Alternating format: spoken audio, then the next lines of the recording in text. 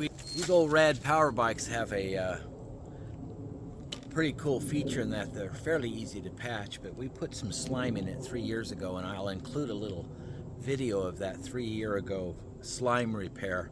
Anyway, for the first time, I got another flat after 3 years with the old slime. Filled it up to see how, or if I could figure out where the hole is, and this is what I found.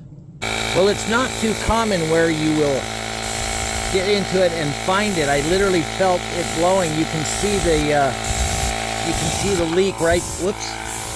You can see the leak right there. What's interesting is you can hear it trying to plug the hole. Hear it? It stops and then it runs some more. So even the old slime is acting to repair it a little bit. Hear it? Here, the slime starts to come out. You see it bubbling right there by my thumb. So when I tilt it down, then I bring it back up, and it's even the old slime is trying to plug the hole. That's actually pretty amazing to me. Okay, so right there at the tip of my thumb is the puncture mark, and the old slime has repatched it perfectly. That is amazing. So the question for me is should I go ahead and drain out the old slime and put some new stuff in? I'm going to make the administrative decision to go ahead and do that, even though, and I want to point out, the old slime has replugged that hole. That's 3-year-old slime. Amazing. So I'm taking the valve stem out. Here it comes. There's the valve stem. So we're going to let all that out and recharge it with new slime. So now that I've pulled the tube out, you can see it is kind of a mess. I'm just going to clean it up with some shop towels. So I found the puncture in the tire right there at the end of my thumb, and you can kind of tell it was an in and out puncture. In other words, it wasn't a nail that just stayed there. It came and went. Fix that. I'm going to go ahead and put a patch over it, re-slime, and go from there. I don't take the tire off unless I must in order to repair a tube, because you don't really have to. You can take the tube out. You can even inspect it. Here's my hole right there. I've already put the contact cement on there. I'm going to give it a few more minutes. I'm going to put this patch on. I'm going to try to avoid touching this part, but get it dead center, and then squish it on. And that patch is finished.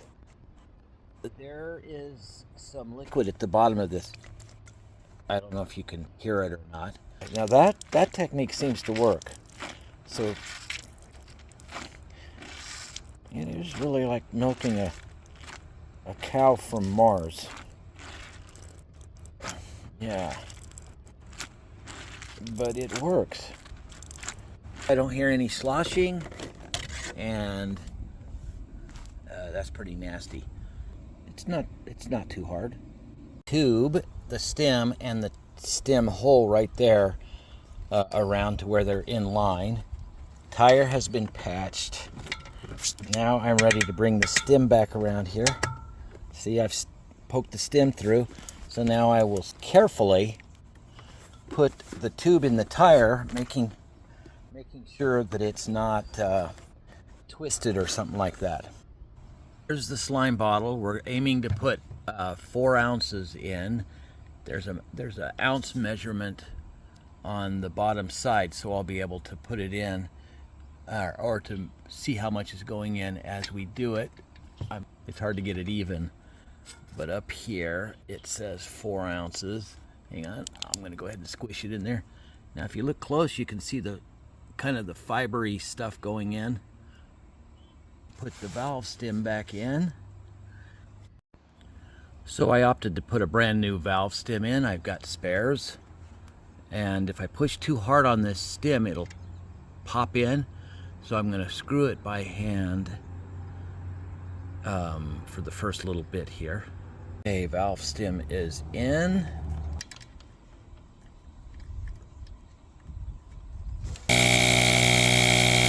Okay, 30 pounds, that's about it. It's important to get this bike down off the rack and take a ride with it so it gets spread all over inside the tire.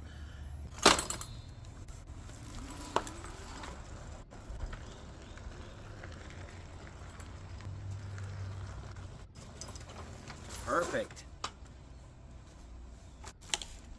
Time to ride.